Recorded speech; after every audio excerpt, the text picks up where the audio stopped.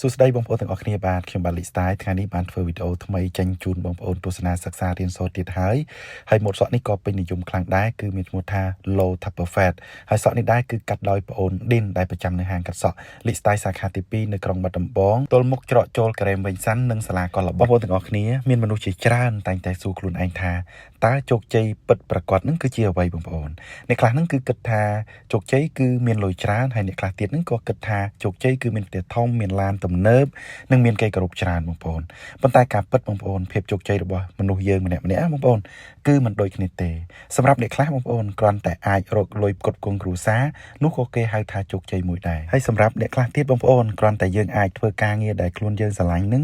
ងនោះក៏ជាសេចក្តីសុខមួយដែរបងប្អូនហើយសម្រាប់អ្នកកាត់សក់ជាច្រើនបងប្អូនជោគជ័យមិនមែនត្រឹមតែមានហាងធំទេណាបងប្អូនតែជាការងារដែលអតិថិជនម្នាក់ដើរចេញពីហាងរបស់យើងនឹងដោយស្នាមញញឹមការងារកាត់សក់បងប្អូនយើងមើលទៅជាការងារធម្មតាប៉ុន្តែសម្រាប់អ្នកដែលស្រឡាញ់វាវិញបងប្អូនវាគឺជាសិល្បៈវាគឺជាការងារដែលយើងប្រើដៃនិងបេះដូងនិងភាពអត់ធ្មត់ដើម្បីបង្កើតទំនុកចិត្តនឹងឲ្យមនុស្សម្នាក់អាចមានថ្ងៃអាក្រក់បងប្អូនអាចមានបញ្ហាជីវិតអាចនៅហត់ពីការងារប៉ុន្តែគាត់មកអង្គុយនៅលើកៅអីកាត់សក់ហើយពេលដែលគាត់ចេញទៅវិញបងប្អូនគាត់មានអារម្មណ៍ថាខ្លួនឯងនឹងថ្មីម្ដងទៀតនេះហើយដែលគេហៅថាតម្លៃនៃវិជ្ជាជីវៈនេះបងប្អូនអ្នកកាត់សក់ពិតប្រាកដបងប្អូនមិនត្រឹមតែកាត់សក់ឲ្យស្អាតទេបងប្អូនតែគាត់នឹងកំពុងតែផ្លាស់ប្ដូរអារម្មណ៍មនុស្សម្នាក់បានណាបងប្អូនហើយមនុស្សជាច្រើនបងប្អូនតែងតែមើលងាយការងារតូចៗនេះប៉ុន្តែពួកគេភ្លេចគិតថាបងប្អូនការងារតូចៗជាច្រើនដែលបានក្លាយទៅជាអាជីវកម្មធំៗបាននៅថ្ងៃក្រោយបងប្អូនគ្មានអ្នកជោគជ័យណាម្នាក់ដែលចាប់ផ្ដើមពីកំពូលទេបងប្អូនគឺគ្រប់គ្នាគឺសុទ្ធតែចាប់ផ្ដើមពីសូន្យទាំងអស់គ្នានឹងឯងបងប្អូនថ្ងៃដំបូងបងប្អូនដែលយើងកាន់កន្ត្រៃប្រហែលជាយើងកាន់ទៅជាងញ័របងប្អូនហើយប្រហែលជាយើងនឹងកាត់មិនស្អាតទេហើយក៏ប្រហែលជាយើងនឹងក៏ត្រូវគេសើចហើយក៏ប្រហែលជាអតិថិជននឹងក៏មិនពេញចិត្តយើងដែរបងប្អូនប៉ុន្តែបើយើងនៅតែបន្តរៀនបន្តហាត់បន្តកែប្រែខ្លួនថ្ងៃណាមួយបងប្អូនយើងនឹងក្លាយទៅជាមនុស្សដែលគេចង់រកមិនខានបងប្អូនជីវិតមនុស្សក៏ដូចសក់ដែរបងប្អូនបាទបើយើងមិនថែរក្សាវាក៏រញ៉េរញ៉ៃបើយើងមិនកែប្រែវាទេបងប្អូនហើយក៏វាមិនស្អាតហើយបើយើងមិនអត់ធ្មត់បងប្អូនវាក៏មិនអាចល្អបានដែរមនុស្សជាច្រើនបងប្អូនគឺចង់ជោគជ័យលឿនចង់រកលុយបានលឿនហើយក៏ចង់ល្បីលឿនប៉ុន្តែអ្វីដែលរឹងមាំបងប្អូនគឺតែងតែត្រូវការពេលវេលាទាំងអស់បងប្អូនដូចជាការកាត់សក់ដែរបងប្អូនបើយើងបញ្ញាប់ពេកបងប្អូនលទ្ធផលហ្នឹងក៏អាចខូចតែបើយើងយកចិត្តទុកដាក់បងប្អូនប្រើពេលវេលាបាទលទ្ធផលចុងក្រោយហ្នឹងនឹងស្អាតមិនខានបងប្អូនការរកស៊ីក៏ដូចគ្នាបងប្អូនមនុស្សខ្លះហ្នឹងគឺចាប់ផ្ដើមអាជីវកម្មដោយចង់បានលុយលឿនប៉ុន្តែហ្នឹងគឺមិនមានភាពអត់ធ្មត់ពេលជួបបញ្ហាបន្តិចក៏បោះបង់ប៉ុន្តែបើគេអ្នករកស៊ីពិតប្រាកដណាបងប្អូនអ្នកជោគជ័យពិតប្រាកដវិញគឺជាមនុស្សដែលគេអាចបន្តទៅមុខទោះបីជាមានឧបសគ្គយ៉ាងណាក៏ដោយបងប្អូនថ្ងៃខ្លះហ្នឹងក៏អតិថិជនច្រើនហើយថ្ងៃខ្លះក៏ស្ងាត់ថ្ងៃខ្លះហ្នឹងក៏យើងរកមិនបានច្រើនហើយថ្ងៃណាស់ហ្នឹងក៏បានតិចបងប្អូនវាគឺជារឿងធម្មតារបស់ជីវិតទៅហើយបងប្អូនតែអ្វីដែលសំខាន់បងប្អូនគឺយើងកុំឈប់ថ្ងៃនេះបងប្អូនយើងមានហាងតូចយើងកុំអស់សង្ឃឹមហាងតូចមិនមែនមានន័យថា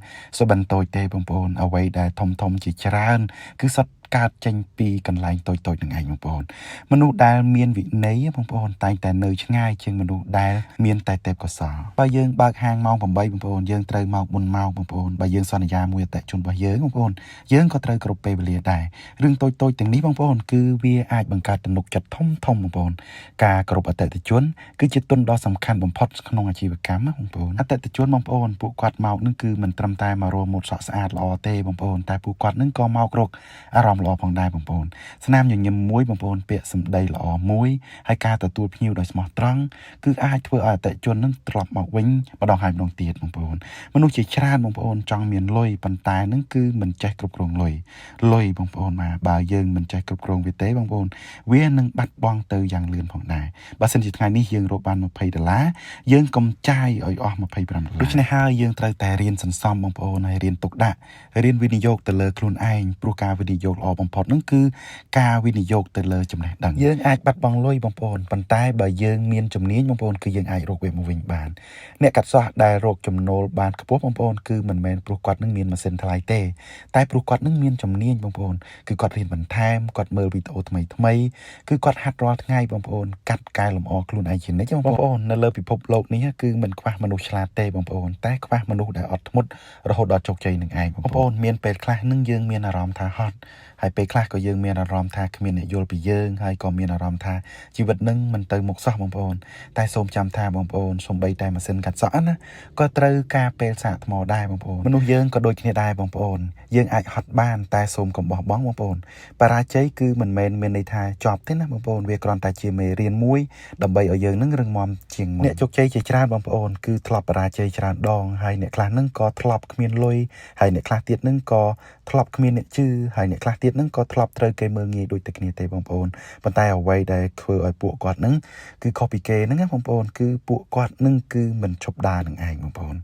កុំប្រៀបធៀបខ្លួនឯងជាមួយនឹងអ្នកដទៃខ្លាំងពេកបងប្អូនមនុស្សម្នាក់ៗណាគឺមានពេលវេលាជោគជ័យខុសៗគ្នាបងប្អូនអ្នកខ្លះនឹងគឺជោគជ័យតាំងពីអាយុ20ហើយអ្នកខ្លះទៀតនឹងក៏ជោគជ័យដល់អាយុ30អ្នកខ្លះទៀតក៏ដល់អាយុ40បងប្អូនបាទសំខាន់នឹងគឺមិនឈប់ព្យាយាមបងប្អូននៅពេលដែលអ្នកដទៃកំពុងតែកេងបងប្អូនគឺយើងកំពុងហាត់ជំនាញបងប្អូននៅពេលដែលគេកំពុងតែចាយលុយបងប្អូនគឺយើងកំពុងសន្សំអនាគតបងប្អូននៅពេលដែលអ្នកដទៃកំពុងបោះបង់បងប្អូនយើងគឺនៅតែបន្តទៅមុខហើយថ្ងៃណាមួយបងប្អូនបាទលទ្ធផលនឹងនិយាយជំនួសយើងបងប្អូនជីវិតបងប្អូនគឺមិនត្រូវការឥតខ្ចោះទេបងប្អូនតែគឺត្រូវការអ្នកដែលមិនឈប់កែលម្អខ្លួនបងប្អូន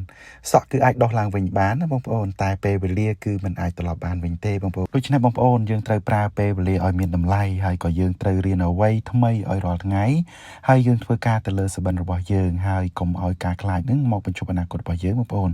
មនុស្សជាច្រើនបងប្អូនរងចាំពេលល្អមុននឹងចាប់ផ្ដើមបងប្អូនប៉ុន្តែមនុស្សជោគជ័យគឺចាប់ផ្ដើមទោះមិនតន់ល្អឥតខ្ចោះក៏ដោយបងប្អូនបើយើងចាំរហូតដល់រួចរាល់បងប្អូនគឺយើងមិនអាចចាប់ផ្ដើមបានទេគឺចាប់ផ្ដើមពីអ្វីដែលយើងមានបងប្អូនហើយក៏យើងចាប់ផ្ដើមពីអ្វីដែលយើងចេះហើយក៏យើងបន្តរៀនហើយក៏បន្តទៅមុខថ្ងៃណាមួយបងប្អូនគឺយើងនឹងអរគុណខ្លួនឯងមិនខានបងប្អូនដែលយើងនឹងគឺមិនបោះបង់នៅដែលថ្ងៃយើងលំបាកហ្នឹងបងប្អូនហើយជាចុងក្រោយនេះបងប្អូនសូមចាំថាភាពជោគជ័យបងប្អូនគឺមិនមែនជាកន្លែងដែលយើងទៅដល់ទេតែគឺជាមនុស្សដែលជាយើងខ្លាយទៅជានៅក្នុងដំណើរនោះបងប្អូនបាទបន្តខិតខំបន្តរៀនបន្តធ្វើល្អបន្តសន្សំបន្តអភិវឌ្ឍខ្លួនហើយក៏បន្តជឿទៅលើខ្លួនឯងបងប្អូនព្រោះថ្ងៃល្អគឺកំពុងតែរងចាំយើងនៅខាងមុខទាំងអស់គ្នាបងប្អូនអើយវិស័យកាត់សក់បងប្អូនគឺជាជំនាញមួយដែលអាចផ្លាស់ប្ដូរជីវិតយើងបានបងប្អូនហើយក៏មានមនុស្សជាច្រើនគឺចាប់ផ្ដើមពីការរៀនប៉ុន្តែបន្ទាប់ពីមានបទពិសោធន៍បងប្អូនគឺពួកគេនឹងគឺមានហាងផ្ទាល់ខ្លួនហើយក៏មានសិស្សនិងមានចំណូលល្អផងដែរអ្វីដែលសំខាន់បងប្អូនគឺមិនមែនចាំបាច់តែធំប៉ុណ្ណោះទេបងប្អូនតែសំខាន់ថាគឺយើងនឹងមានចិត្តស្រឡាញ់ការងារនឹងឬអត់បងប្អូននៅក្នុងហាងរបស់ខ្ញុំបងប្អូនខ្ញុំតែងតែព្យាយាមបង្រៀនសិស្សឲ្យយល់ថាជាងល្អបងប្អូនគឺមិនមែនល្អតែដៃទេបងប្អូនតែត្រូវល្អទាំងចរិតផងដែរពេលដែលភ្ញៀវដើរចូលហាងយើងបងប្អូនការស្វាគមន៍គឺល្អណាស់ហើយស្នាមញញឹមនិងការនិយាយសមរម្យគឺសំខាន់មិនចាញ់ការកាត់សក់ឡើយបងប្អូនបើហាងយើងស្អាតបងប្អូនគឺមានអនាម័យ